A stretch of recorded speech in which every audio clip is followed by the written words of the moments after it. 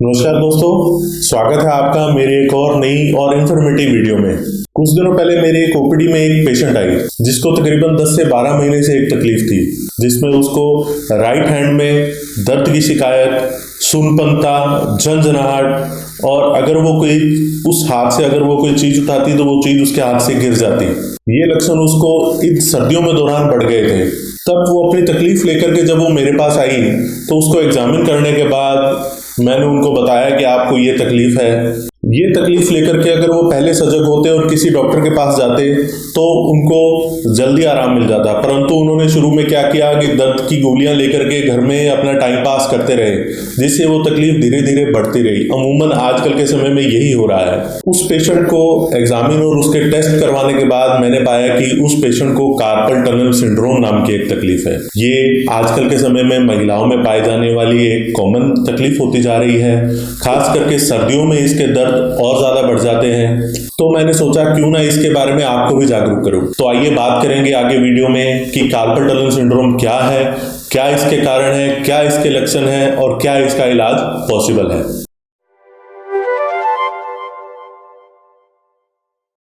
लक्षणों की अगर हम बात करें तो लक्षण में मुख्यतः ये लक्षण एक हाथ या दोनों हाथ में हो सकते हैं।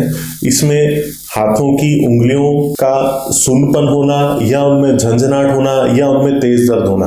कई बार देखा गया है कि व्यक्ति उस हाथ से जब कोई चीज उठाता है तो वो चीज उसके हाथ से गिर जाती है। ये दर्द मुख्यतः अंगूठे में, इंडेक्स फिंगर और मिडिल फिंगर तक मुख्यतः ज्यादा रहता है। जब इन उंगलियों में दर्द होता है तो व्यक्ति अपने हाथ का पूरा इस्तेमाल कर नहीं पाता है, जिसके उसके अंगूठे की मांसपेशियां जो है वो धीरे धीरे कमजोर होने लग जाती हैं। सर्दियों में ये तकलीफ कहीं ना कहीं ज्यादा बढ़ जाती है, क्योंकि सर्दियों में खून का बहाव कम होने की वजह से नसों में सूजन ज्यादा बढ़ती है, जिससे दिक्कत ज्यादा हो सकती है। व्यक्ति को जब दर्द होता है तो वो रात को ढंग से सो नहीं पाता, जिससे उसकी शारीरिक और मानसिक दोनों तरीके से उसको समस्या का सामना करना पड़ता है। ये समस्या पुरुषों की बजाय महिलाओं में ज्यादा होती है। देखा गया है कि जो मोटे व्यक्ति होते हैं या जो मोटी महिलाएं होती हैं उनमें ये समस्या ज्यादा हो सकती है।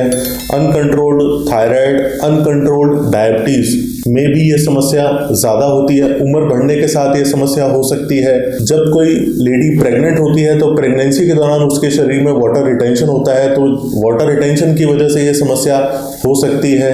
इसके साथ जो कंप्यूटर पर ज्यादा काम करने वाले या जो आईटी प्रोफेशनल्स होते हैं उनमें ये भी समस्या ज्यादा होती है, क्योंकि देखा गया है कि वो एक पोजीशन में लंबे समय तक हाथ अपने ऐसे रखते हैं, जिससे उनके हाथों के इस हिस्से में दबाव ज्यादा आता है। जब इस हिस्से में दबाव ज्यादा आता है तो जो नस दबती है उसकी वजह से ये लक्षण आते हैं। ये लक्षण व्यक्ति के अंगूठे, इंडेक्स फिंगर और मिडल फिंगर और लगभग आधी तीसरी उंगली में भी ये लक्षण मिलते हैं। ये हाथ के आगे के हिस्से और पीछे के हिस्से दोनों जगह पर ये लक्षण मिलते हैं। कई बार देखा गया है कि जब व्यक्ति अपने हाथ का पूरे तरीके से इस्तेमाल नहीं कर पाता है तो ये जो हिस्सा अंगूठे का है उसमें मांसपेशियां कमजोर होने लगती है और वहां पर खड्डा बन जाता है। आइए अब हम बात करें इसके कारणों के बारे में। कारणों में अगर मैं आपको बताऊं तो दिमाग से गर्दन से होती हुई नसें दोनों हाथों में ट्रेवल करती हैं। उन नसों में एक नस होती है मीडियल नर्व। वो मीडियल नर्व बाकी नसों के साथ हथेली में अंगूठे,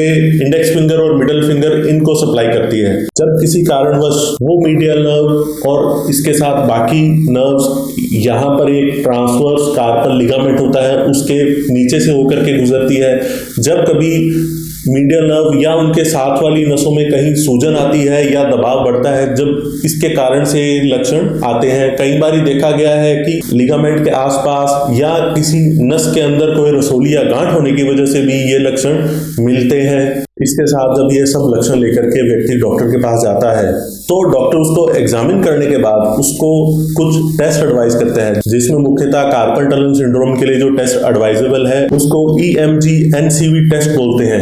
इसके साथ कुछ केसेस में MRI भी करवाई जाती है। MRI हाथ के ज्वाइंट की भी करवा सकते हैं, जिसमें पता लगे कहीं नसों के बीच में कोई गांठ तो नहीं है, या व्यक्ति के जब ये दर्द कईयों के कोहनी और कोहनी के साथ गर्दन में भी मूव होता है।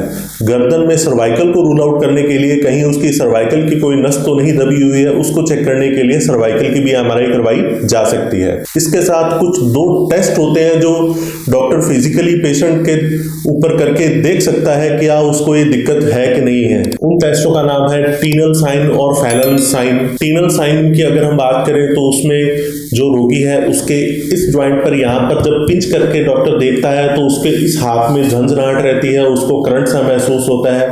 इसके अलावा जो फेलन साइन है उसमें व्यक्ति के हाथों को ऐसे जब पोजीशन में डॉक्टर करता है तो उसको इस पॉइंट में दर्द होने लगता है क्योंकि मीडियल नर्व वहां पर कंप्रेस होती है।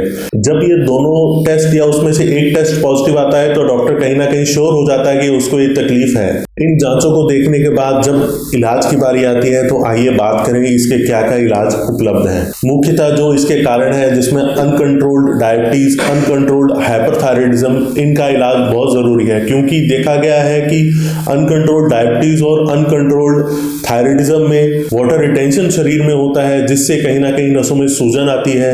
इसके साथ मोटापा आजकल के समय में एक बहुत ही बढ़ती समस्या है महिलाओं में खास करके, क्योंकि उनका शरीर में वाटर रिटेंशन नॉर्मल ज्यादा रहती है। जब वाटर रिटेंशन शरीर में ज्यादा होती है तो नसों की सूजन बढ़ती है। मोटापे को कम करने के लिए व्यक्ति को कॉम्प्लेक्स कार्बोहाइड्रेट्स खाने चाहिए। आजकल के समय में लोग सिंपल कार्बोहाइड्रेट ज्यादा खाते हैं और प्रोटीन की मात्रा अच्छी लें क्योंकि देखा गया है कि प्रोटीन की मात्रा लोग बहुत कम लेते हैं। व्यक्ति को अपने सेडेंटरी लाइफस्टाइल को थोड़ा एक्टिव लाइफस्टाइल में तब्दील करना चाहिए क्योंकि आजकल के समय में देखा गया है कि व्यक्ति ज़्यादा समय तक बैठे रहते हैं या जो आईटी प्रोफेशनल्स या कंप्यूटर पर ज़्यादा काम करने वाले जो लोग हैं वो लंबे समय तक एक ही पोजीशन में कंप्यूटर पर बैठे रहते हैं जिनसे उनके शरीर में कुछ नसें दबती हैं जिनसे उनको दिक्कत बढ़ सकती है।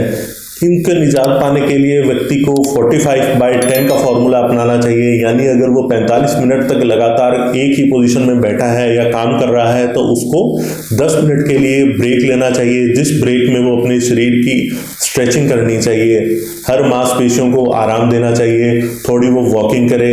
इसके साथ व्यक्ति को अगर ये प्रॉब्लम है तो उसको अपने हथेलियों को घुमाना, उंगलियों की स्ट्रेचिंग करना, ये एक्सरसाइज उसको करनी चाहिए। इसके साथ व्यक्ति को रिस्ट बैंड भी इसके आते हैं उसको भी ट्राई करना चाहिए।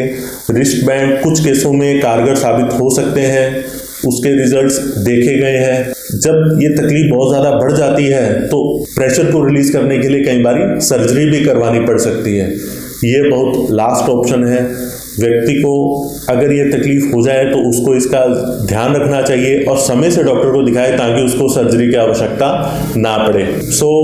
मेरे द्वारा बताई गई जानकारी आपको कैसी लगी? आप अगर अंत तक मेरे साथ इस वीडियो में जुड़े हुए हैं तो कृपया मेरे चैनल को सब्सक्राइब करें, मेरी वीडियो को लाइक करें और उसको बाकी लोगों के साथ शेयर करें ताकि जिस व्यक्ति को ये तकलीफ है उसको ये वीडियो देख के कुछ न कुछ मदद मिल सके। धन्यवाद।